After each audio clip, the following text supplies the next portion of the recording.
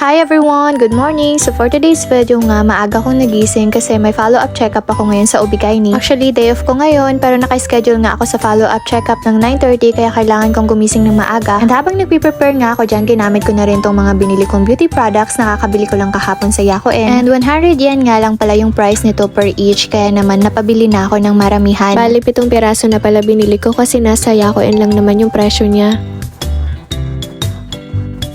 Sinabayan ko na rin pala ng eyeliner kasi paubos na yung eyeliner ko at bumili rin ako ng bagong eyeshadow. Medyo light color naman yung binili kong eyeshadow kasi mostly dark yung ginagamit ko. Bali naglalagay na nga ako dyan ng eyeshadow at inuna ko muna tong dark brown and then binabawan ko na lang ng light brown. And bumili na nga din pala ako ng pang eyebrow. Actually, first time ko magkaroon ng ganito. Para siyang lipstick, hindi hassle kapag nilagay sa kilay. Mas madali kasi siyang ilagay sa kilay compare dun sa mga binili ko nung una.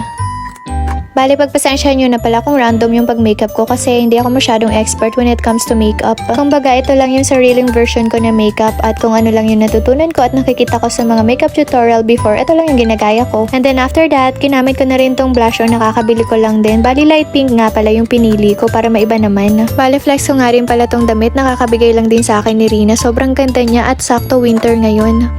And after that, ginamit ko na rin tong lipstick na binili ko lang din sa Welsia last time. Bali, na-vlog ko na to before pero gusto ko yung kulay niya, medyo pink lang din. And after my makeover, naisip ko mag-blower ulit ng buhok. Actually, nag-blower na ako kanina bago mag-makeup kaso parang hindi pa tuyo yung hair ko. And the last one, naglagay nga pala ako nitong hand cream kasi lagi nagsusugat yung kamay ko. And after that, kinamit ko pala tong black na bag. Bale, ito yung lagi kong ginagamit dati. So since wala akong magamit na bag ngayon, ito yung naisip kong gamitin. So bago nga pala ako dyan kumora, nagpahabol pa ako dito sa malaking salamin para naman ma-flex ko yung OOTD ko for today's video. And after that, nagsuot na rin ako ng sapatos bago umalis. Hindi nga pala ako nagme-medyas kahit malamig dito kasi hindi ako masyadong sanay. So nandito na nga ako sa labas at naglalakad ako papunta ng company. 5 to 10 minutes lang palang papunta doon. And finally, nandito na ako sa may tapat ng company. Bali, papasok nga pala ako dyan sa 3rd floor kasi nandun yung office. And by the way, every Thursday nga pala may pasok dito yung ibang empleyado. Kami lang atang mga Pinoy or mangilan-ngilan na ibang Japanese ang walang pasok. Nandito na nga ako sa my office at habang nag-aantay ako mag 9:30 ay nag-flex na naman ako dito sa may salamin. And finally, nandito na nga kami sa may sasakyan. Bali, susunduin muna namin si Carol bago kami pumunta dun sa may clinic.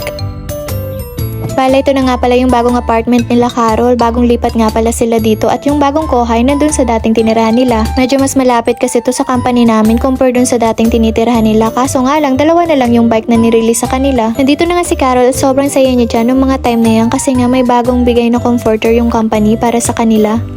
And there you go, nandito na nga kami ulit at bali dun nga pala sa 2nd floor yung clinic. Na-vlog ko na din to last time kaya hindi ko na masyadong dinemo ang about dito sa clinic kung ano ba yung ginagawa namin.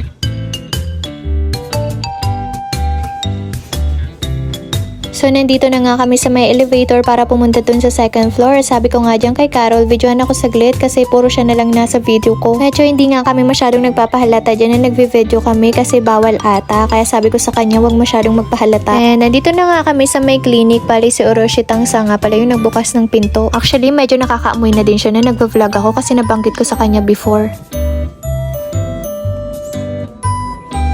So bale, nandito muna kami sa waiting area para antayin yung doktor.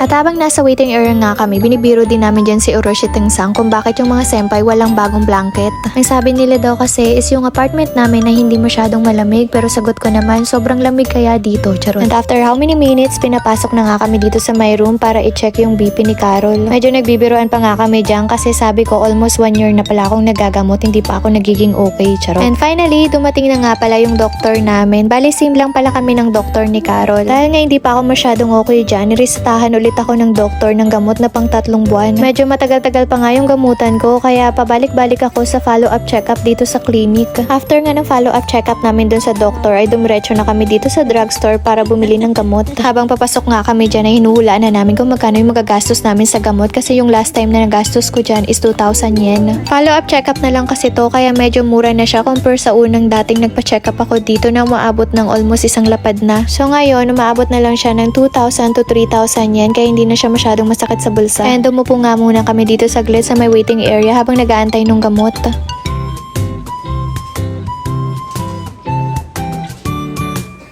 And aside from that, nare-reimburse naman namin yung mga ginagastos namin dun sa company. And meron din palang bigay na medical card yung company kaya medyo mura kapag nagpa-check up ka dito sa Japan. Pero sabi nila kapag wala kang medical card, mas mahal daw kapag nagpa-check up ka dito or na-hospital ka. Kaya buti na lang yung company, binigyan kami ng medical card.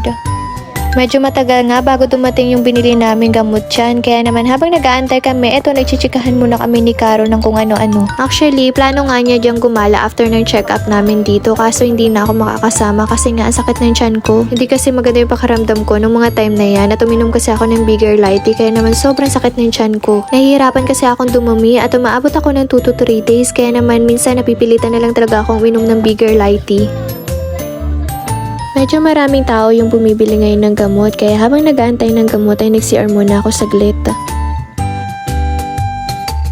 Paglabas ko nga dyan ng CR, ang sabi sa akin is wala palang stock na gamot kaya kailangan na naming umuwi. May trabaho pa kasi tong handler namin kaya kailangan nilang bumalik ng company. Sila na lang daw yung maghahatid sa amin ng gamot kaya hindi na namin kailangan bumalik dito. Medyo kasi marami pa silang gagawin at sobrang busy ngayon yung company kaya hindi talaga kailangan magpaliban ng oras. Minsan nga medyo nahihiya na ako kasi lagi na lang akong may follow-up check-up at naaabala sila para pumunta dito pero sabi naman nila okay lang daw. Health is wealth talaga kasi kaya kailangan unahin yung sarili at alagaan kaysa sa kung ano-ano mang bagay.